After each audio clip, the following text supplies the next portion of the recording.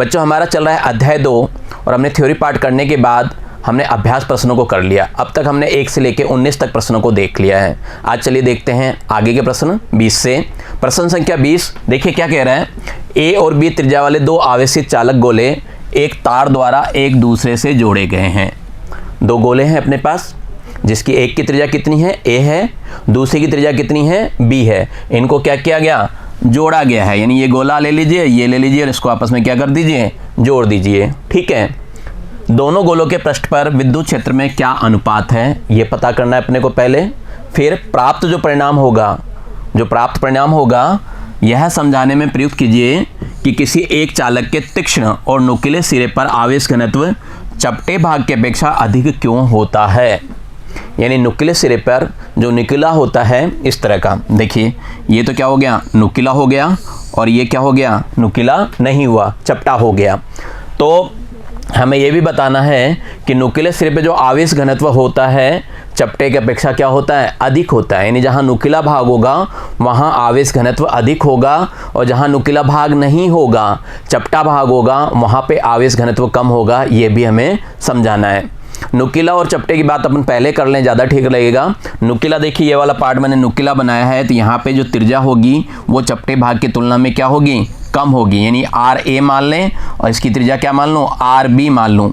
R A किसकी मानी मैंने, नुकीले भाग की, ठीक है, और ये किसके मानी मैंने, आर बी चपटे भाग की मानी। तो सीधी सी बात है आर ए छोटा होगा आर बी से। जो नुकीला भाग होता है उसकी त्रिज्या क्या होती है, छोटी होती है। जैसे मेरे पास ये मार्कर है, ये मेरा भाग क्या है, नुकीला है, ये छोटा वृत्त बना रहा है, और ये क्या है, चपटा है, बड़ा वृत्त बना रहा है। तो छोटे वृत्त की त्रिज्या छोटी और बड़े वृत्त की त्रिज्या क्या हो गई, बड़ी। ठीक है, चलिए तो बाद में भी देख लेंगे।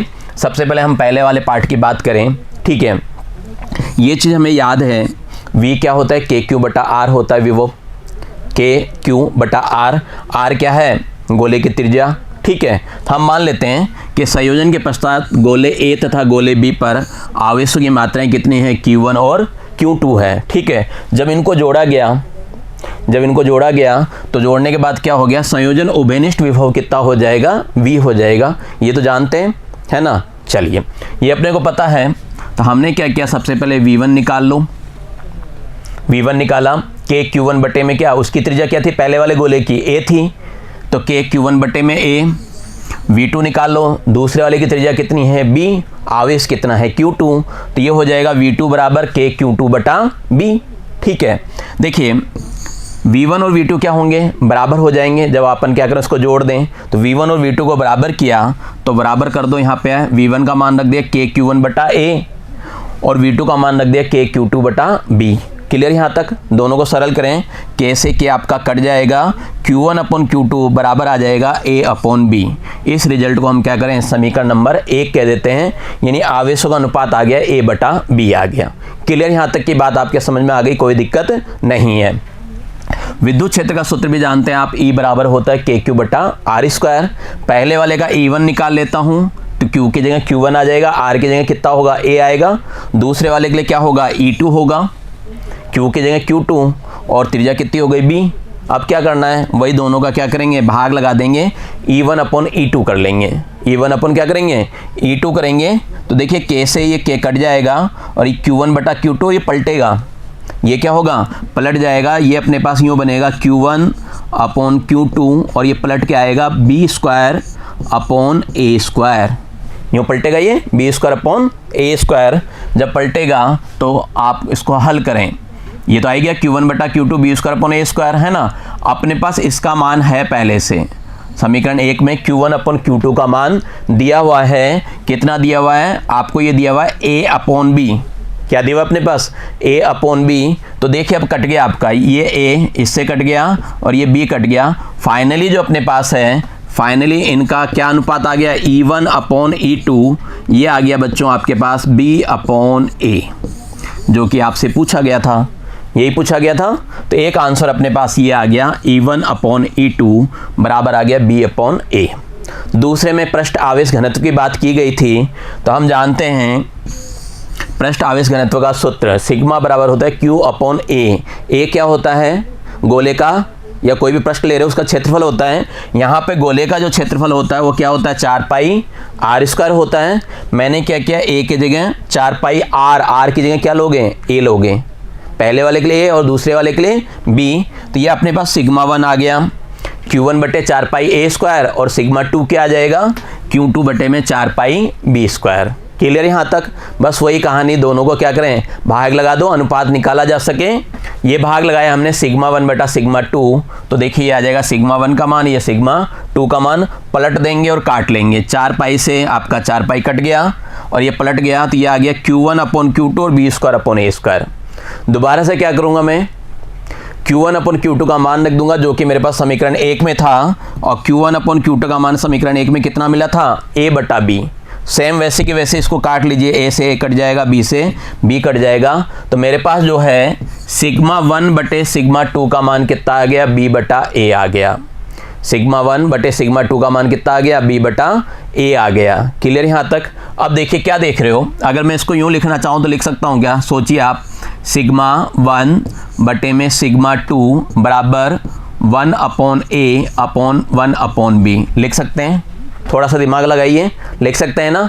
यदि हम ऐसा लिख सकते हैं तो हम ये भी कह सकते हैं कि सिग्मा 1 और सिग्मा 2 क्या है, अपने त्रिज्याओं के व्युत्क्रमानुपाती हैं।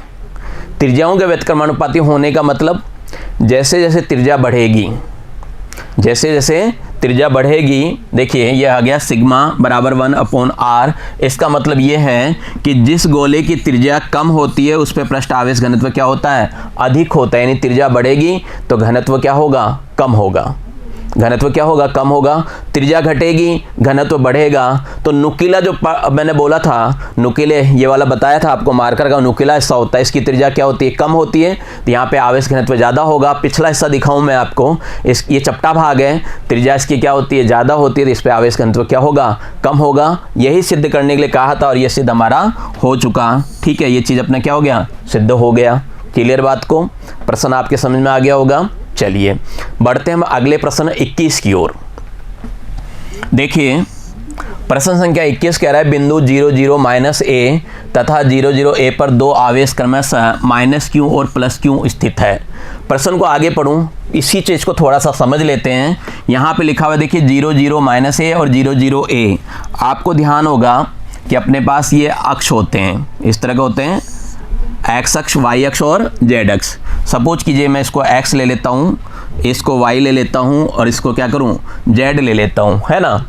एक्स अक्ष पे क्या होता है, एक्स अक्ष पे किसके मान 0 होते हैं, एक्स अक्ष पे एक्स का मान तो होता है, बाकी के मान क्या होते हैं, 0 होते हैं। समझ गए बात को? ऐसे ही वाई अक्ष पे वाई का मान तो होगा और बाकी का मान क्या होगा, 0 होगा, यानी 0 वाई 0 इस तरह होगा। और जेड अक्ष पे क्या होगा, जेड का मान होगा और बाकी का मान नहीं होगा, इस तरह लिखे जाते हैं। ये तो एक्स अक्ष है, ये वाई अक्ष है और ये क्या है, जेड अक्ष है। समझ गए? ऐसे ये तल होते हैं भाई, ये तो उसको लिख दूं मैं, एक्स अक्ष वाई अक्ष। ये चीज़ समझना ज़रूरी है, तब जाके हम प्रश्न को समझ सकते हैं। ये तो क्या बताया मैंने, एक्स अक्ष बताया, और इसको क्या बताया अपन ने, वाई अक्ष बताया कि ये क्या है, वाई अक्ष है। और इसकी बात की तो इसको हमने कहा ये क्या है, जेड अक्ष है। ठीक है, ये बात क्लियर। यहाँ पे एक्स और वाई दोनों जिसमें आते हैं उसको हम बोलते हैं एक्स वाई तल। उसको क्या बोलते हैं, एक्स वाई तल। एक्स और वाई के मान तो होंगे, किसका मान नहीं होगा, जेड का मान नहीं होगा।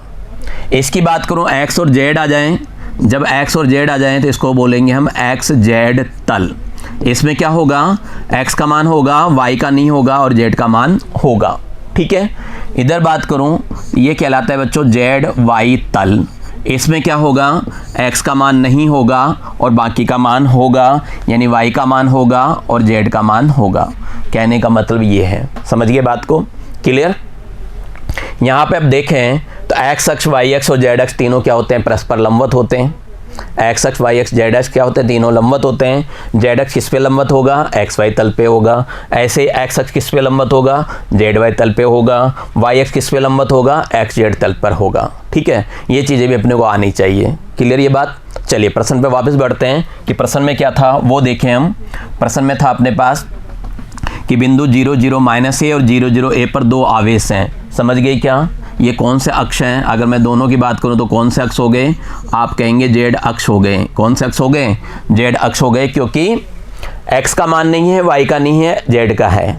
एक्स का मान नहीं है, वाई का नहीं है और जेड का है, तो दोनों किस पे हो गए? जेड अक्ष पे हो गए। ये बात क्लियर हो गई। कहने का मतलब ये है कि अगर ये मेरे पास ओरिजिन है, मूल बिंदु है ना, और ये अपने पास एक्स और ये वाई और ये जेड, तो यहाँ पर क्या है? ये यहाँ पे एक बिंदु है 0 0 ए, और बिल्कुल नीचे की ओर जितना ऊपर है ना उतना ही नीचे की ओर क्या है? 0 0 माइनस ए है। यानी बिंदु कोई सा भी बोल सकता हूँ, इसको ए और बी दे दूँ तो जल्दी समझ में आ जाएगा अपने पास। ये ए और बी है, 0 0 ए और 0 0 माइनस ए। ऊपर की दूरी देखना चाहें तो ऊपर की दूरी कितनी हो जाएगी? यहाँ से यहाँ तक की दूरी ए हो जाएगी और नीचे भी क्या होगी? दूरी ए ही होगी। ठीक है, क्लियर? हाँ, बात समझ में आ गई होगी। डाइपोल है, ऊपर कितना आवेश है? तो ऊपर आपको दे रखा है क्यू आवेश। प्रश्न को पढ़ लीजिए। यहाँ पे कितना आवेश है? प्लस क्यू है, और यहाँ पे कितना है? माइनस का क्यू आवेश है। क्लियर यहाँ तक? ये बात अपने प्रश्न में समझ में आ गई है ना? ये समझना जरूरी है आपको, प्रश्न पहले समझ में आना चाहिए। हल आप तभी कर पाएंगे जब आप प्रश्न को समझ जाएंगे कि प्रश्न में एग्जामिनर हमसे क्या पूछ रहे हैं। ठीक है, तो अभी हम तक यहाँ ही पहुँचे हैं 0 0 माइनस ए, 0 0 ए पे दो आवेश ले लिया हमने, माइनस क्यू और प्लस का क्यू। ए पार्ट इसका पढ़ते हैं। ए पार्ट में है बिंदुओं 0 0 जेड और एक्स वाई 0 पर स्थिर विद्युत विभव क्या है? 0 0 जेड और एक्स वाई 0 पर 0 0 जेड कहाँ होगा? तो 0 0 जेड की अगर बात करूं तो ये कौन सा अक्ष पे होगा? जेड अक्ष पर होगा। किस पे होगा? ये जेड अक्ष पे होगा। एक्स वाई 0 कहाँ होगा? एक्स वाई 0, देखिए मैंने चित्र बनाया है आपको। एक्स वाई 0 कहाँ दिख रहा है आपको? जहाँ पे एक्स हो, वाई हो, लेकिन जेड 0 हो, तो एक्स वाई तल पे। किस पे है ये? एक्स वाई तल पर है। तो इसका मतलब ये कहाँ होगा? ये आपका है एक्स वाई तल पर। ठीक है, तो पहले हम इसकी बात कर लेते हैं, बाद में इनकी बात भी कर लेंगे, बी पार्ट और सी पार्ट की भी बात कर लेंगे। ठीक है, आप क्या करेंगे? डायग्राम बना लेंगे, है ना? यहाँ लिख लेंगे। स्पष्ट है कि आवेशों के मध्य की दूरी कितनी हो गई? 2a हो गई। ए और बी की दूरी कितनी हो गई? देखिए यहाँ से यहाँ तक की ए दूरी आ गई, यहाँ से यहाँ तक की भी क्या हो गई? ए दूरी आ गई। तो दोनों दूरियों को जोड़ेंगे तो कितनी हो जाएगी? 2a हो जाएगी। दोनों दूरियां कितनी हो जाएगी? 2a हो जाएगी। एक तरफ प्लस क्यों है, एक तरफ क्या है? माइनस क्यों है? सही सोच रहे हो। इसका मतलब ये क्या है? डाइपोल है, विद्युत द्विध्रुव है। ये क्या करेगा? विद्युत द्विध्रुव की भांति व्यवहार करेगा। किस पर? जेड अक्ष पे।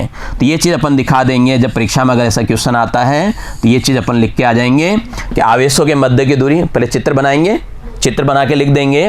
आवेशों के मध्य की दूरी 2a है और यह क्या है? जेड अक्ष पर एक विद्युत द्विध्रुव की भांति क्या करता है? व्यवहार करता है, जिसका द्विध्रुव आघूर्ण निकाल लेते हैं। तो P बराबर होता है आपका क्या? आवेश और मध्य की दूरी। तो हमने आवेश ले लिया क्यू और मध्य की दूरी ले लिया, तो ये अपने पास क्या हो गया? आघूर्ण का मान आ गया। ठीक है, अब बात करें पहले पार्ट की कि बिंदु 0 0 जेड पर विद्युत विभव क्या होगा। देखिए V का मान आप जानते हैं, V का मान हम जानते हैं KQ बटा क्या होता है? R होता है। ठीक है, यहाँ पे दो आवेश हैं, एक प्लस क्यू आवेश है और एक क्या है? माइनस क्यू आवेश है। तो इसके लिए ज्ञात करें, तो इसके लिए हम क्या करें? पहले डायग्राम बना लें, है ना? यहाँ पे ये डायग्राम अभी बनाया था, आपको ध्यान नहीं है। ये x हो गया, ये y, और क्या किया था अपन ने? ये जेड अक्ष लिया था। यहाँ पे ये बिंदु लिया था आपने 0 0 और कितना? a, और नीचे की ओर हमने लिया कितना? 0 0 और माइनस a। इसको हमने b कहा, इसको o कहा। यहाँ पे जेड को ही मैं क्या करता हूँ? 0 0 जेड मान लेता हूँ। ये बिंदु है मेरे पास p। ठीक है, इस बिंदु P पे मुझे विभव की गणना करनी है। पहला तो देखिए इस A बिंदु के कारण होगा, दूसरा क्या होगा? B बिंदु के कारण होगा। अब अपने को डिस्टेंस पता होना चाहिए कि इसके मध्य की दूरी कितनी है। तो देखिए ये दूरी तो अपन ने कितनी बताई? A बताई, और ये दूरी भी कितनी थी? A थी। अब P से लेके O तक की दूरी देखना चाहें तो कितनी आएगी? P से O तक की दूरी कितनी है? Z है। कितनी दूरी है? Z है। अब सोचो यहाँ से लेके यहाँ तक की दूरी Z है और ये दूरी A है, तो ये बीच वाली दूरी कितनी हो जाएगी? कितनी हो जाएगी? Z माइनस A हो जाएगी। और ऐसे कंप्लीट यहाँ से लेके हम यहाँ तक की दूरी लेंगे तो वो कितनी होगी? Z तो ऊपर है, नीचे क्या होगा? Z प्लस A हो जाएगा। बस ये बात समझ में आ जानी चाहिए अपने को, Z माइनस A और Z प्लस A वाली कहानी। ठीक है, तो ये आगे तो अपन क्या करें? विभव निकाल लेंगे। KQ बटा Z minus A, V1 plus V2 करेंगे। यहाँ पे माइनस का Q है इसलिए माइनस लगा दिया अपन ने। ये हो जाएगा KQ बटा Z प्लस A। एलसीएम ले लेंगे। एलसीएम क्या होगा, जेड माइनस ए और जेड प्लस ए का एलसीएम लो, क्या होगा, Z square minus a square होगा। क्या होगा एलसीएम अपने पास, Z square minus a square. ये के क्यू तो कॉमन आ जाएगा, के क्यू क्या होगा, कॉमन हो जाएगा, और अंदर जो होगा जेड तो कट जाएगा और बचेगा क्या, 2a बचेगा। तो फाइनली जो v का मान है, v का मान ये आ चुका होगा अपने पास 2kqa बटे में Z square minus a square. चाहे तो आप k का मान रख सकते हैं, है ना, या फिर आप यहाँ से भी रख सकते हैं। ये जो अपन ने मान निकाला है ना यहाँ पे p बराबर 2qa, यहाँ देखिए ये रहा अपने पास 2qa, तो इसकी जगह अपन क्या करें, p रख दें और k का मान 1/4 पाई एप्सिलॉन नॉट होता है। तो ये अपन ने क्या किया, ये k का मान रख दिया।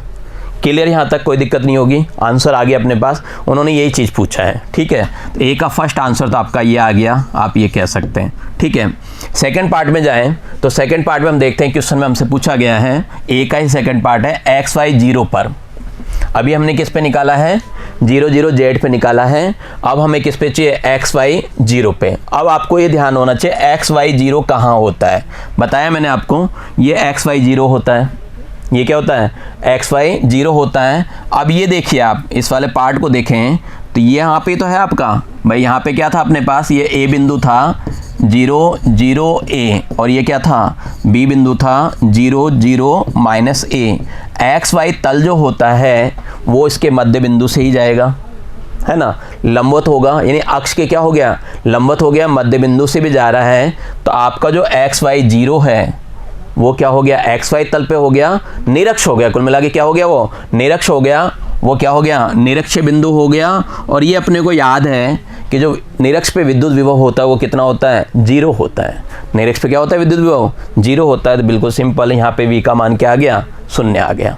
ठीक है, बी पार्ट में देखें, हमसे बी पार्ट में क्या पूछा है, बी पार्ट में आपसे पूछा है मूल बिंदु से किसी बिंदु की दूरी r पर विभव की निर्भरता ज्ञात कीजिए जब r/a बहुत ही बड़ा है 1 से, है ना, यानी किसी बिंदु थीटा पे हमें क्या करना है, द्विध्रुव के लिए क्या करना है, द्विध्रुव के लिए ज्ञात करना है आपको v। और ये सूत्र आपको थ्योरी पार्ट में बता दिया था, आपको अपन ने थ्योरी पार्ट में किया था, v बराबर था के क्यू कोस थीटा बटे में r square minus a square cos square theta. और यहाँ पे अगर हम r/a को 1 से बहुत बड़ा माने तो उस पार्ट को क्या करते हैं, हटा देते हैं। और फाइनली जो रिजल्ट आया था वो ये आया था, आपको याद होगा, v बराबर आया था के पी कोस थीटा बटे आर स्क्वायर। भाई इसको जो सरल करेंगे, के पी कोस थीटा ए स्क्वायर कॉमन लेके हल करेंगे तो फाइनली अपने पास क्या होगा, ये आएगा के पी कोस थीटा बटे में आर स्क्वायर। इसकी हमने क्या की, छोड़ दी, नगण्य मानते हुए इसको छोड़ दिया। तो फाइनली जो रिजल्ट आता है v क्या होता है, समानुपाती होता है 1/r स्क्वायर के। ठीक है, ये तो अपन ने थ्योरी में कर रखा है ना। सी पार्ट देखें, सी पार्ट में क्या कह रहे हैं, सी पार्ट में आपसे कह रहे हैं एक्स अक्ष पर बिंदु 5 0 0, एक्स अक्ष पे 5 0 0 से बिंदु -7 0 0 तक एक प्रेक्षण आवेश को ले जाने में कितना कार्य करना पड़ेगा। देखिए एक्स अक्ष है ना, आपको बता दिया एक्स अक्ष क्या होगा, जेड अक्ष के लंबवत होगा, मध्य बिंदु से जाएगा, निरक्ष हो गया, क्या हो गया, निरक्ष हो गया। इस पे भी क्या होगा, 0 आएगा विभव, है ना, डाइपोल है, डाइपोल के निरक्ष पे क्या होता है, विभव का मान किसी भी बिंदु पे 0 आता है, तो ये भी 0 आ जाएगा। फिर कह रहे हैं यदि प्रेक्षण आवेश को उन्हीं बिंदुओं के बीच एक्स अक्ष से होकर न ले जाए तो क्या उत्तर बदल जाएगा। अपन ने कई बार कह दिया कि विभव क्या है, बिंदु की स्थितियों पे ही डिपेंड करता है, आप पथ पे डिपेंड नहीं करता है। इसको कैसे भी घुमा के ले जाओ, हमेशा मान वही आएगा जो शुरू में आया। शुरू में कितना आया आपके पास, 0 आया, तो वहाँ पे भी क्या होगा, कार्य आपका क्या होगा, 0 ही होगा। आप चाहे पथ कोई सा भी ले लें, पथ कोई सा भी ले लें। हम कह सकते हैं कि स्थिर विद्युत क्षेत्र क्या होता है, संरक्षित क्षेत्र होता है। किया गया कार्य प्रेक्षण आवेश के पथ पर निर्भर नहीं करता है। ठीक है, अतः इस तथ्य से उत्तर पे कोई प्रभाव नहीं होगा। एक बिंदु से दूसरे बिंदु तक किस पथ पर होके लाया गया है, किसी भी पथ से लाइए, आंसर क्या होगा अपना, वही होगा। ठीक है, चलिए बढ़ते हैं अगले प्रश्न पे। प्रश्न संख्या 22 की ओर देखें, क्या पूछ रहा है अपने से। क्वेश्चन नंबर 22 है, नीचे दिए गए चित्र में, ये अपने पास ये चित्र है, एक आवेश विन्यास जिसे विद्युत चतुर्थ ध्रुवी कहा जाता है।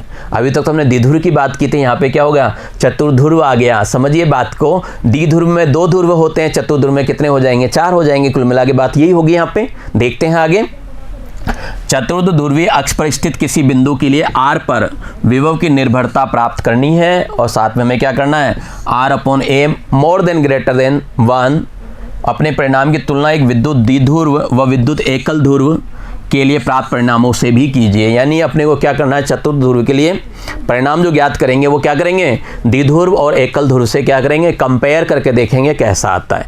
तो सबसे पहले हम चित्र बना लें। ठीक है, यहाँ पे ये Q minus Q minus Q Q, clear ये बात। ये क्या हो गया, दो ध्रुवों को, दो डाइपोल हैं, उनको पास पास अपन ने रख दिया। ठीक है, इनके बीच की दूरी कितनी है, ए है, ये ए है, ये ए है। कुछ दूरी पे अपन ने क्या किया, पी ले रखा है। यहाँ से कुछ दूरी पर अपन ने क्या कर रखा है, पी ले रखा है। चित्र आपको समझ में आ ही रहा है। हमें क्या करना है, पी बिंदु पर कुल विद्युत विभव की गणना करनी है।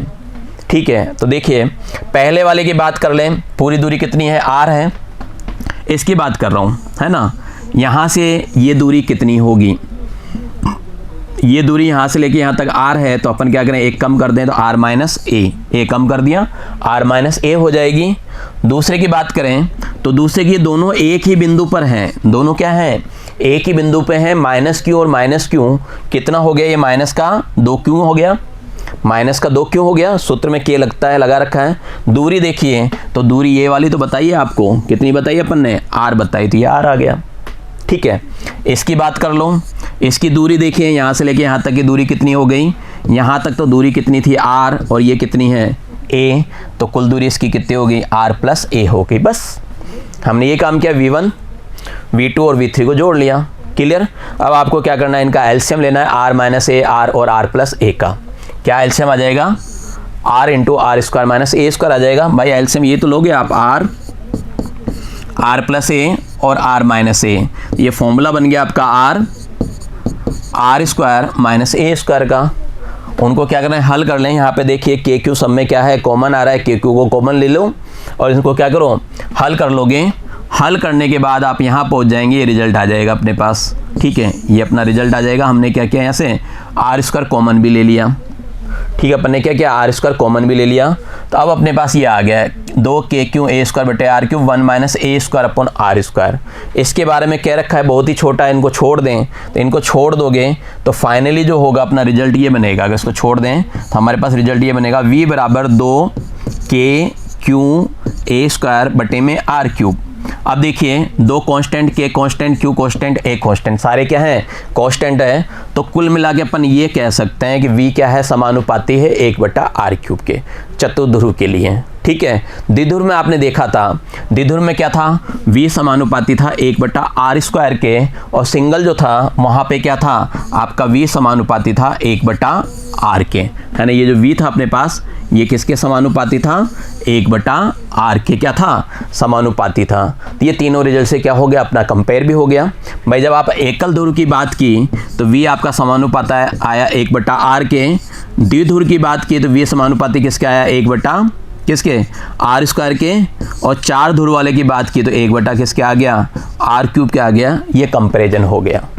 ठीक है, ये अपना क्या हो गया, कंपैरिजन हो गया। चलिए देखते हैं अगला क्वेश्चन। क्वेश्चन नंबर 23 की बात करूं, यहाँ पे है एक विद्युत टेक्नीशियन को 1 किलोवोल्ट विभवांतर परिपथ में 2 माइक्रोफेरेड संधारित्र की आवश्यकता है। कितने की, 2 माइक्रोफेरेड की आवश्यकता है, और उनके पास क्या है, 1 माइक्रोफेरेड के प्रचुर संख्या में उपलब्ध हैं। संधारित्र हैं जो क्या है, 1 माइक्रोफेरेड के खूब सारे उपलब्ध हैं, जो 400 वोल्ट से अधिक का विभवांतर वहन नहीं कर सकते। इस बात का भी ध्यान रखना, 1 माइक्रोफेरेड के जो संधारित्र हैं वो मैक्सिमम क्या होगा, 400 वोल्ट को सहन कर पाएगा, उससे ज़्यादा सहन नहीं कर पाएगा।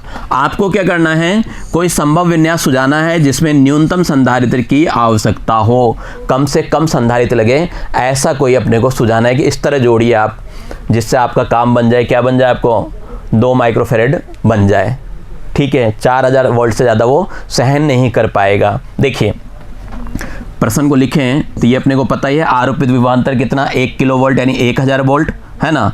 और अपने पास धारिता कौन सी है, 1 माइक्रोफेरेड की है। वहन क्षमता कितनी है, 400 वोल्ट है। आवश्यकता क्या है आपको, 2 माइक्रोफेरेड की है। ठीक है, प्रश्न को आप तभी कर पाएंगे जब आपको कुछ बातें याद हों। पहला कि संधारित्र को श्रेणी क्रम में विभवांतर विभाजित होता है।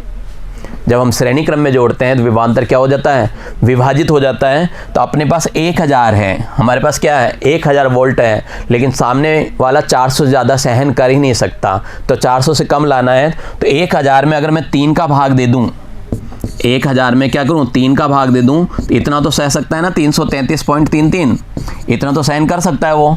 2 का भाग देता तो 500 आता। तो कम से कम अपने को क्या करना है, 3 क्या करनी है, श्रेणी क्रम श्रेणियाँ लेनी है ना। श्रेणी क्रम में जोड़ेंगे, है ना, 3 संधारित्रों का क्या करेंगे, श्रेणी क्रम लेंगे। जैसे ही हम श्रेणी क्रम ले लेंगे, हम जानते हैं वो क्या होता है, कम हो जाता है। क्या धारिता क्या होती है, कम हो जाती है। कोई बात नहीं, तो हमने ये ले लिया C1 C1 C1। इसका अपन ने क्या किया, एक युक्ति बना ली कि ऐसा लेंगे। अब मुझे क्या करनी है, धारिता बढ़ानी है। विभव तो मैंने कम कर लिया, है ना। अब धारिता बढ़ानी है, तो धारिता बढ़ाने के लिए क्या करना पड़ेगा, उनको समांतर क्रम में जोड़ना पड़ेगा। उनको क्या करना पड़ेगा, समांतर क्रम में जोड़ना पड़ेगा। तो यहाँ अगर मैं देखूँ कि यहाँ पे मेरे को धारिता कितनी मिली, तो ये हो जाएगा 1/3C के बराबर, है ना। अब अपन क्या करें, 1/3C 1/3C इस तरह, है ना, 1/3C 1/3C 1/3C, इन सबको क्या करें, समांतर क्रम में जोड़ें। कितने पता नहीं कितने, तो n मान लेते हैं। n/3C बराबर कितना होना चाहिए, आपको कितना चाहिए, 1 माइक्रोफैराड चाहिए, 1 ही चाहिए। तो कुल मिला के यहाँ से अगर मैं n का मान निकालना चाहूँ, भाई ये निकाल लिया। यहाँ से अगर अपन n का मान निकालना चाहें, तो n का मान देखिए कितना है, बराबर में कितने, 2 माइक्रोफैराड है। अपने को क्या C कितने हैं, 2 माइक्रोफैराड के हैं। तो n का मान कितना आ गया, 6 आ गया। n का मान कितना आ गया, 6 आ गया। समझ गए बात को। यहाँ से यहाँ पे हमने क्या किया, इसका मान निकाल लिया n का, तो n का मान कितना आ गया, 6। n का मान कितना आ रहा है, 6। यानी कहने का मतलब ये है, ये 6 बनेंगे। 1/3C 1/3C 1/3C, ये कितने बनेंगे, 6 बनेंगे। C यानी 2 माइक्रोफैराड दिया हुआ था अपने पास, कितने बनेंगे, 6 बनेंगे। एक में आपने 3 संधारित्र लगाए हैं, 6 पेयर बना रहे हैं ऐसे, तो कितने होंगे टोटल, आपको कितना चाहिए, कम से कम 18 संधारित्रों की आवश्यकता होगी। क्लियर है। चलिए बढ़ते हैं अगले प्रश्न पे। क्वेश्चन नंबर 24, 2 फैराड वाले एक समांतर पट्टिका संधारित्र की पट्टिका का क्षेत्रफल क्या है, जबकि पट्टिकाओं का पृथक्करण 0.5 सेंटीमीटर है। देखिए इनके बीच की दूरी कितनी दे रखी है, 0.5 सेंटीमीटर दे रखी है हमें। ठीक है, ये आगे करेंगे। अपने उत्तर से आप यह समझ जाएंगे कि सामान्य संधारित्र माइक्रोफैराड या कम परिसर के क्यों होते हैं, तथापि विद्युत अपघटन संधारित्रों की धारिता कहीं अधिक 0.1 फैराड होती है, क्योंकि चालकों के बीच अति सूक्ष्म पृथक्करण होता है। यानी कह रहे हैं, जब इस प्रश्न को आप हल करेंगे तब आपको समझ में आ जाएगा कि फैराड में हम संधारित्रों की धारिता क्यों नहीं लेते, उससे कम क्यों लेते हैं। एक बार हल तो करें। देखिए आपको क्या दिया हुआ है, धारिता C का मान दे रखा है 2 फैराड, D अपने पास 0.5 सेंटीमीटर है, जिसको मैं मीटर में बदलूंगा 10⁻² से गुणा करके। ठीक है, अपने को ये पता है C बराबर होता है अपने पास क्या होता है, A ε0 बटे में D। यहाँ से क्या करें, हम A का मान निकाल लें। A का मान निकला, ये आ गया CD बटा ε0। मान रखिए आपका C का मान है और D का मान है, और ε0 का मान आप जानते हैं 8.85 × 10⁻12 होता है। इसको रखते हैं तो ये अपने पास आता है 1.1299 × 10⁻9 मीटर स्क्वायर। ठीक है, इसको किलोमीटर में बदलें तो लगभग ये 1130 किलोमीटर स्क्वायर होता है। सोचिए ऐसा संधारित्र चाहिए जिसकी पट्टिका का क्षेत्रफल 1130 किलोमीटर स्क्वायर हो, तब जाके आपको कितना धारिता मिलेगी, 2 फैराड मिलेगी।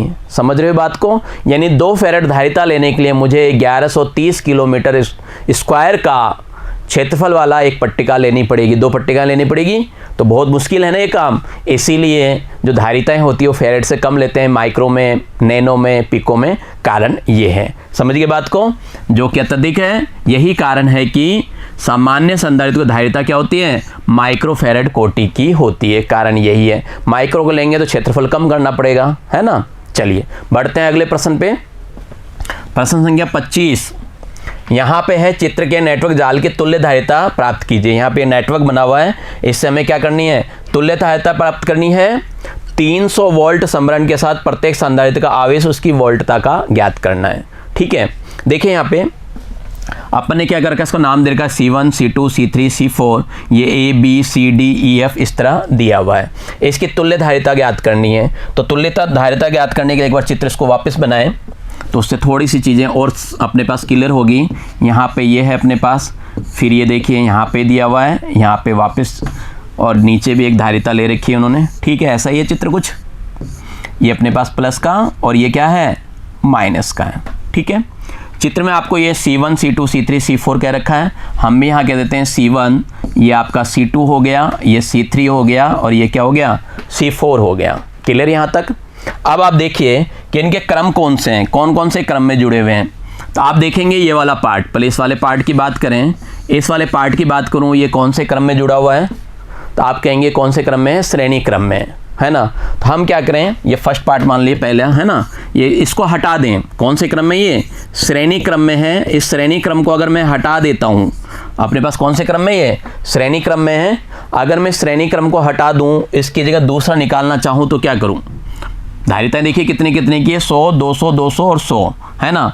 ये 100 पिकोफेरेड है, माइक्रोफेरेड है, पिकोफेरेड है। 100 पिकोफेरेड का है, ये 200 पिकोफेरेड का है, और ये भी कितने का है, ये भी आपका कितने का है, 200 पिकोफेरेड का है, और ये क्या है अपने पास 100 पिकोफेरेड का है। इनका तुल्य धारिता निकालें तो अपन जानते हैं तुल्य धारिता क्या होती है, 1/C बराबर होता है 1/C2 प्लस 1/C3, है ना। 1/C2 यानी 1/200 प्लस 1/200, राइट। एलसीएम लिया मैंने 200, तो यह आ जाएगा 1 + 1 यानी 2/200। कहने का मतलब कितना आ गया, 1/100 आ गया। कितना आ गया अपने पास, 1/100 आ गया। पलटेंगे इसको तो पलटेंगे तो यहाँ पे C का मान कितना आ जाएगा, C23 लिख देता हूँ, समझ जाएंगे। 100 पिकोफेरेड का लगाना है हमें, क्या करना है, C23 क्या लेना है, 100 पिकोफेरेड लेना है। पलट दिया ना, ये 200 200, इसको हटा के अपन क्या कर सकते हैं, 100 का लगा सकते हैं। क्लियर यहाँ तक। कौन से क्रम में थे, ये श्रेणी क्रम में थे। तो अब मैं इसको हटा रहा हूँ और वहाँ पे 100 का लगा देता हूँ। ये अपने पास ये ले लिया अपन ने, यहाँ पे 1 ले लेंगे और यहाँ पे भी 1 ही है। आपने भी देखा क्या क्या आ गया, ये तो आपका 100 का था ही भाई। यहाँ देखें ये C1 था, 100 का ही था। ये C1 था, कितने का था, 100 पिकोफेरेड का था, ठीक है। और ये लास्ट वाला जो था वो C4 था, ये भी कितने का था, 100 पिकोफेरेड का। और ये मैंने लिया C23, ये भी कितने का आ गया, 100 पिकोफेरेड का आ गया। अब क्रम देखिए आप, अब अपने को क्या करना है, क्रम देखना है कि श्रेणी क्रम या समांतर क्रम। इसकी बात करूं C1 और C23 की, देखिए ये किससे जुड़ रहा है, ये वाला हिस्सा प्लस से जुड़ रहा है, इसका ये हिस्सा प्लस से जुड़ रहा है। इधर वाले हिस्से की बात करें किससे जुड़ रहा है, माइनस से। ये वाला हिस्सा भी क्या हो रहा है, माइनस से जुड़ रहा है। इसका मतलब इस बार जो हैं वो कौन से क्रम में हैं, तो हम कहेंगे इस बार जो हैं वो कौन से क्रम में हैं, समांतर क्रम में है, ठीक है। यानी C1 2 3 निकालूं तो समांतर क्रम में क्या होता है, जोड़ना पड़ता है। तो C1 2 3 आ गया आपका 100 + 100 यानी कितना हो गया, 200। कितना हो गया अपने पास, 200 पिकोफेरेड। यानी इनको हटा के हम क्या कर सकते हैं, एक 200 पिकोफेरेड लगा सकते हैं, ठीक है। इनकी जगह क्या कर सकते हैं, 200 पिकोफेरेड लगा सकते हैं। ये चीज़ें अपन को यहाँ समझा रखी है, समझ जाएंगे। वहाँ पे मैंने CD लिखा था तो CCD कितने का आ गया, 100 पिकोफेरेड का आ गया। और दोबारा C1 और CCD कितने का आ गया था, 200 पिकोफेरेड का आ चुका था, ठीक है। अब मैं क्या करूं, इसकी जगह भी एक नया लगा दूं। इसकी जगह जब नया लगाऊंगा तो देखिए कितने का बना वो आपका, इसकी जगह कितने का आया था, 200 का आया था। कितने का आया था अपने पास, 200 का। तो इसकी जगह अपन क्या करते हैं, 200 का लगा देते हैं, ये 200 पिकोफेरेड हो गया, ठीक है। नीचे कितने का है, नीचे 100 पिकोफेरेड का है, ठीक है। ये किससे जुड़ रहा है, ये प्लस से जुड़ रहा है। ये किससे जुड़ रहा है, ये माइनस से जुड़ रहा है। अब आपको जो नज़र आ रहा है ये तो अपना क्या है, C4 है, और ये क्या था, C1 2 3 था, 1 2 3 का तुल्य था। अब ये कौन से क्रम में है, अपने को ये देखना है ये कौन से क्रम में है। तो ये कौन से क्रम में नज़र आ रहे हैं आपको, श्रेणी क्रम में दिख रहे हैं। ये कौन से क्रम में अपने पास, श्रेणी क्रम में है। और यहाँ पे जो तुल्य धारिता निकालेंगे श्रेणी क्रम में, तो ये हो जाएगा 1/200 प्लस 1/100। एलसीएम ले लूँ 200, तो ये आ गया 1 + 2 यानी 3/200। कितना आ गया, 3/200। यानी तुल्य जो धारिता है वो आ रहा है 200/3 पिकोफेरेड। तुल्य धारिता कितनी आ रही है, 200/3 पिकोफेरेड आ रही है, तुल्य धारिता आ गई, ठीक है। आंसर अपने पास आ गया कि ये जो मेरी तुल्य धारिता है वो आएगी 200/3 पिकोफेरेड यानी 10⁻⁻12। क्लियर यहाँ तक। अपन ने तुल्य धारिता निकाल ली। एक बार और बता दूं आपको चित्र से तुल्य धारिता कैसे निकाली। ये दोनों श्रेणी क्रम में थे, एक किया। ये दोनों समांतर क्रम में थे, एक कर लिया। फिर जो आया वो क्या था, श्रेणी क्रम में था, एक कर लिया। क्लियर यहाँ तक? क्लियर है? चलिए अब अपन क्या करें, जो तुल्य धारिता आ गई अपने पास, तुल्य धारिता कितनी आई, 200/3 आ गई। v कितना था यहाँ पे, v कितना दिया हुआ था, उसको देखें किधर बढ़ता है ना, उसको देखें तो q बराबर जो होता है आपका cv होता है। q बराबर क्या होता है, cv होता है। तो q cv आ गया 200/3 है ना, गुणा 10⁻12। ये तो किसका मान था, c का मान था। और v कितना दिया हुआ था, 300 दिया हुआ था। तो वहाँ पे जो कुल आवेश है, वो कुल आवेश क्या है, 2 × 10⁻8 कूलाम है। कुल आवेश क्या है, 2 × 10⁻8 कूलाम है। कहाँ पर, तो यहाँ पर, यहाँ पे जो टोटल आवेश है, टोटल आवेश कितना हुआ, 2 × 10⁻8 कूलाम हुआ। ठीक है, कितना हो गया अपने पास, 2 × 10⁻8 कूलाम, ये आवेश हो गया। देखिए इस वक्त आपका ये कौन सा क्रम है, यहाँ पे जो दिख रहा है इस वक्त कौन सा क्रम है, श्रेणी क्रम है।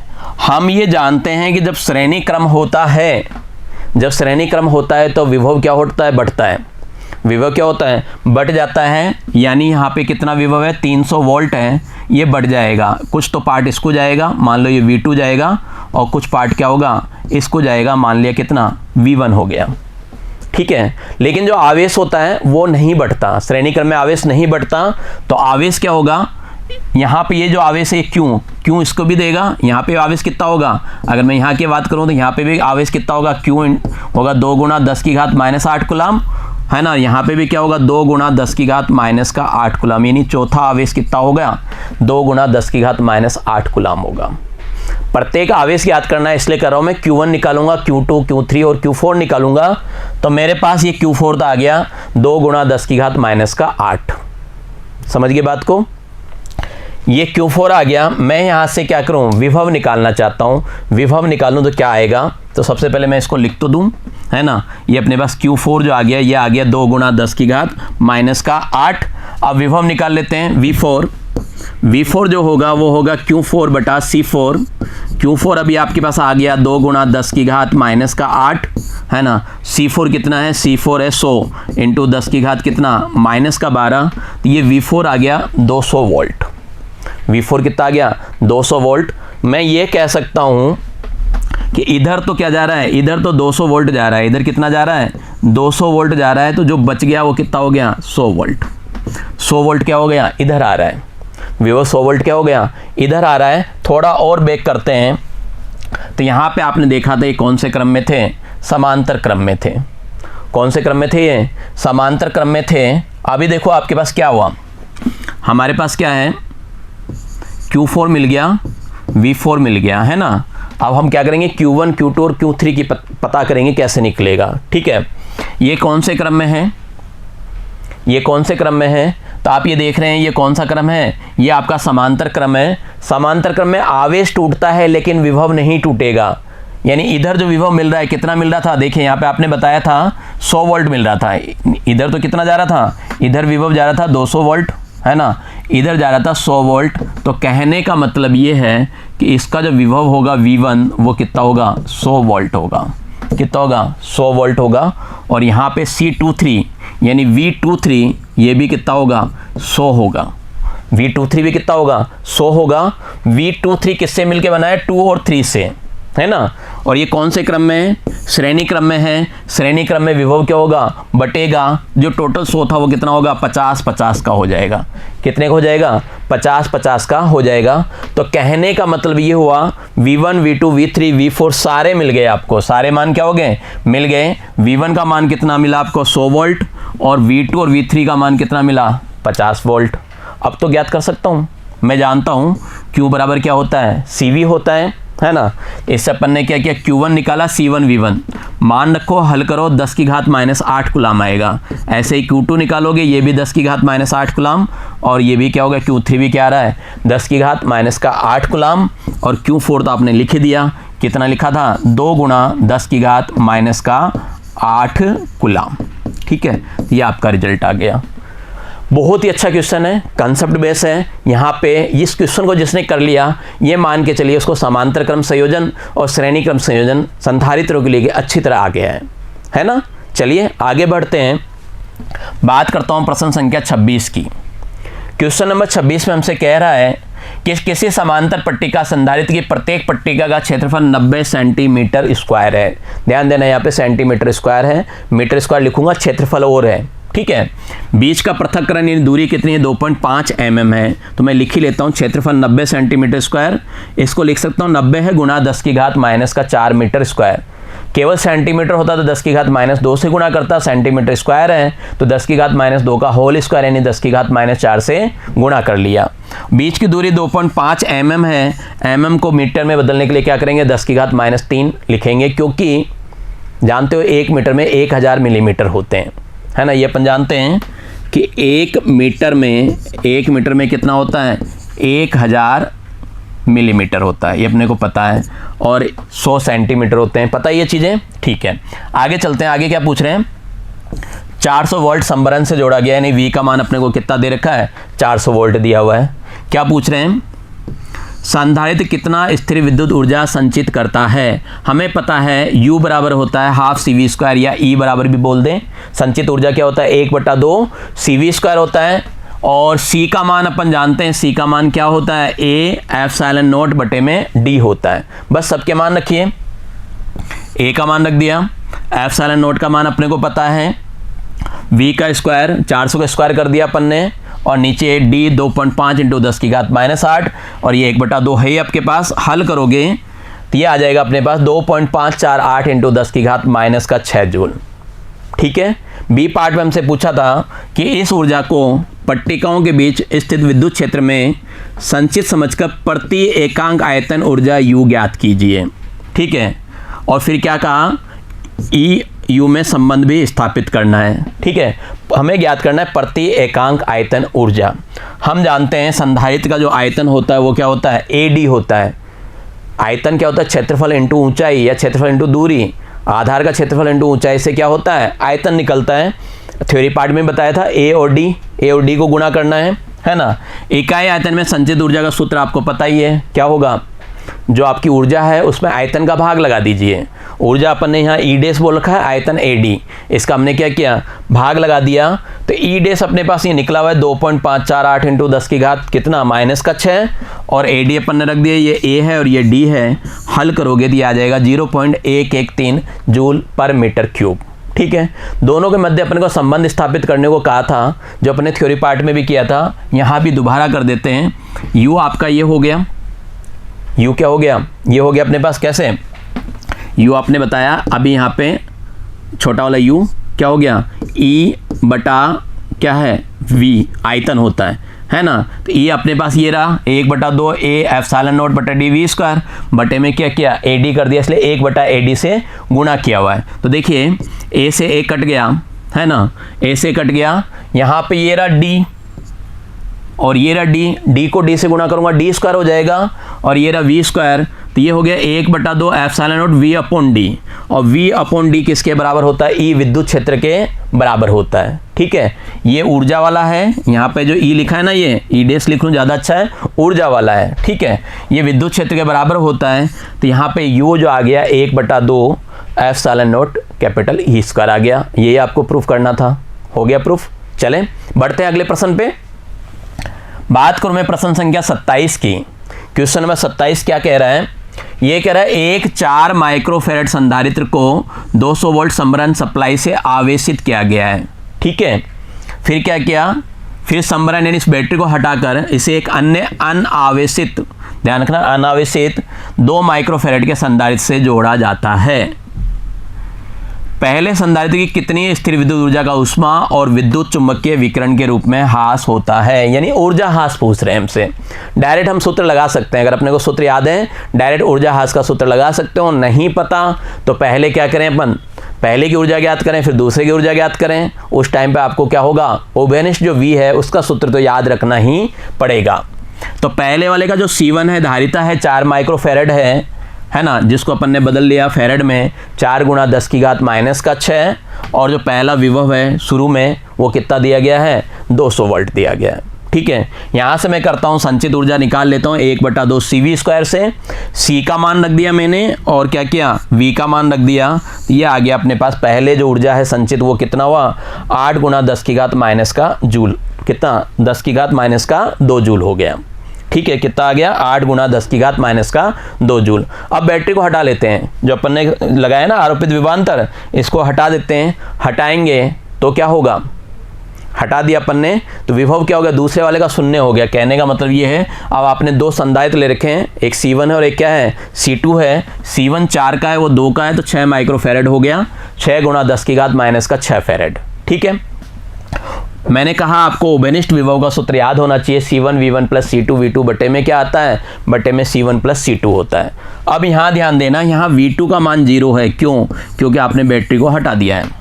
V2 का मान क्या है, 0 है, तो फॉर्मूला लगा दिया अपन ने C1 4 × 10 की घात माइनस 6, V1 200। जब इस V2 का मान 0 होगा तो C2 रखने की आवश्यकता ही नहीं है कैलकुलेशन में, वो कंप्लीटली क्या होगा, 0 हो जाएगा। नीचे अपन ने C1 प्लस C2, पता ही है C1 प्लस C2 है 6 गुणा 10 की घात माइनस का 6। अब काट लीजिए, ये कट गया। ठीक है, अपने पास ये कट गया, तो ये V बराबर आ गया 800/6 वोल्ट। चाहे तो इसको काट सकते हैं, है ना, इसको काट के आप चाहें तो ये लिख सकते हैं 400/3 वोल्ट भी लिख सकते हैं, कोई दिक्कत नहीं है। और 800/6 भी कोई दिक्कत नहीं है, क्योंकि आंसर तो अभी आगे निकलेगा, है ना। संयोजन के पश्चात कुल ऊर्जा निकाल लो, E2 1/2 CV² से। C का मान रखा है अपने पास 6 × 10 की घात माइनस 6, और V कितना है 800/6, है ना, इसका स्क्वायर कर दिया। 800/6 गुणा 800/6, आपने 400/3 ले रखा है, कोई दिक्कत नहीं, उससे भी उत्तर आपका तो यही आएगा। U2 आ गया 5.33 × 10 की घात माइनस का 2 जूल, और U1 कितना आया था 8 × 10 की घात माइनस का 2 जूल। क्या देख रहे हो, पहले ज़्यादा था और अब क्या हो गया, अब अपने पास कम हो गया। इसका मतलब ऊर्जा का ह्रास हुआ। तो कैसे ज्ञात करेंगे, पहले वाले में से दूसरे वाले को हटा दिया। 8 में से 5.33 घटाया 2.67, उधर है 10 की घात माइनस 2 कॉमन ले रखा था, तो ये इतना ऊर्जा का ह्रास हो गया। 2.67 × 10 की घात माइनस 2 जूल ऊर्जा का क्या हुआ, ह्रास हो गया। समझ गए बात को। आपके पास अगर सूत्र याद है ऊर्जा ह्रास का, डायरेक्ट भी कर सकते हो, कोई दिक्कत नहीं है। चलिए बढ़ते हैं अगले प्रश्न पे। प्रश्न संख्या 28 यहाँ कह रहा है, दर्शाइए एक समांतर पट्टिका संधारित्र की प्रत्येक पट्टिका पर बल का परिमाण 1/2 QE है ना। बल का जो परिमाण है F है वो ½ QE है। Q क्या है, संधारित्र पे आवेश है, और E क्या है, पट्टिकाओं के बीच का विद्युत क्षेत्र का परिमाण है। और साथ में हमें ये भी बताना है कि घटक 1/2 के मूल को समझाना भी है। हमें इसको क्या करना है, समझाना है। अपन क्या मान लेते हैं, ये मानते हैं कि पट्टिका पर जो बल है F, दोनों पट्टिकाओं को डेल्टा D पृथक करने में किया गया कार्य FD cos थीटा होता है। ठीक है, पट्टिका का जो बल है और विस्थापन कितना है D है, तो किया गया कार्य क्या होगा भाई, अपन जानते हैं W बराबर होता है F, है ना, .D होता है। इसको आगे हल करते हो तो शायद आपका FD cos थीटा आता है ना। दोनों अगर एक ही दिशा में है तो थीटा की वैल्यू क्या करते हैं, 0 लेते हैं, और cos 0 का मान क्या होता है, 1 होता है। इसलिए हम डायरेक्ट W क्या बोलते हैं, FD बोलते हैं, है ना। तो यहाँ पे किया गया कार्य क्या होगा, D की जगह डेल्टा D ले लिया मैंने। क्लियर, यहाँ पे किया गया कार्य ही ऊर्जा होता है, आपको पता ही है ना। तो ये लिख देंगे, यह कार्य पट्टिकाओं की वैद्युत स्थिति ऊर्जा में क्या करेगा, वृद्धि करेगा। ठीक है, बात करें इकाई आयतन में संचित ऊर्जा U है और पट्टिका का क्षेत्रफल A है, तो संचित ऊर्जा का सूत्र क्या होता है, ये वाला होता है, UAD होता है। दोनों ऊर्जा ही हैं, दोनों क्या है, ऊर्जा है, तो दोनों का अपन ने क्या किया, बराबर कर दिया। तो डेल D से डेल D क्या हो गया, कट गया, तो F बराबर क्या आ गया, UA आ गया। ठीक है, अब देखिए इन सूत्रों को रखिए। U का मान होता है ½ ε0 E², है ना। E जो होता है वो V/D होता है। E क्या होता है, V/D होता है। यहाँ पे V/D रखा तो V²/D² हो गया। क्लियर, तो ये रख दिया मैंने। देखिए U की जगह 1/2 A ε0 V²/D²। ठीक है, ये अपन ने मान रख दिया। यहाँ पे इनको आगे हल किया अपन ने। जब इनको आगे हल करेंगे तो देखिए यहाँ पे ये अपने पास A और ε0 तो है ही, है ना, और अपने पास क्या है V और V/D। V² है, उसको हमने क्या किया, V × V और V में लिख दिया। ऐसा लिखने से क्या हुआ, अपने को क्या करना है, यहाँ पे ये वैल्यूज रखनी है। Q बराबर होता है CV, Q बराबर क्या होता है CV, जिससे C बन जाए। देखिए C का ही सूत्र है, अगर आपको ध्यान हो, ये सूत्र किसका है, C का, ये CV बन गया, इसलिए समझ गए। तो यहाँ पे क्या हो गया, CV बन गया। CV को अपन क्या लिख सकते हैं, क्यों लिख सकते हैं, समझ गए क्या, नहीं समझे तो चलिए देखिए डिटेल में लिख देता हूँ। F बराबर U का मान कितना था, यहाँ पे U का मान देखें तो U का मान है 1/2 एप्सिलॉन नॉट ई स्क्वायर और इधर से क्या हो गया, ए हो गया। समझ गए? ठीक है साहब, ये बात समझ में आ गई। अब अपन ने क्या किया, यहाँ पे 1/2 ए को पहले ले लिया, एप्सिलॉन नॉट रख लिया, ई का मान होता है v अपॉन डी, तो v अपॉन डी का होल स्क्वायर कर दिया। ये बात भी आपको समझ में आ गई होगी, A epsilon not v square upon D square. Clear यहाँ तक? यही चीज़ लिखा हुआ है 1/2 A epsilon not v square upon D square. ठीक है, एक डी इसको दे देते हैं, है ना, इसको यूँ लिखा 1/2 ए एप्सिलॉन नॉट बटे में डी, है ना, और ये v और v/d। देखिए लिख सकते हैं, अब लिख सकते हैं तो ये क्या बना, अगर आप देखेंगे ये किसका सूत्र है, तो ये आप कहेंगे सी का फॉर्मूला है। किसका है अपने पास? सी का फॉर्मूला है, तो ये हो गया 1/2 CV, 1/2 CV, और v अपॉन डी होता है ई, v अपॉन डी क्या होता है, ई, और इस CV का मान रख दिया Q, और वो आ गया अपने पास ½ QE। ये रिजल्ट आ गया। इस तरह अपन ने इसको हल किया है। अब यहाँ बात करेंगे, इसमें 1/2 है, ये क्या है, ये विद्युत बल के औसत प्रभाव को व्यक्त करता है। ये क्या करता है, विद्युत बल के औसत प्रभाव को व्यक्त करता है। कैसे करता है? क्योंकि हम जानते हैं चालक की सतह पे विद्युत क्षेत्र E और अंदर क्या होता है, विद्युत क्षेत्र 0 होता है, इसलिए दोनों का क्या कर रहा है, ये औसत निकाल रहा है, तो औसत प्रभाव को व्यक्त कर रहा है। क्लियर? क्लियर है यहाँ तक? तो बच्चों आज की कक्षा में हम इतना ही देखेंगे, आगे पढ़ने के लिए मिलते हैं आपसे अगली कक्षा में। तब तक के लिए धन्यवाद, नमस्कार, आपका दिन मंगलमय रहे।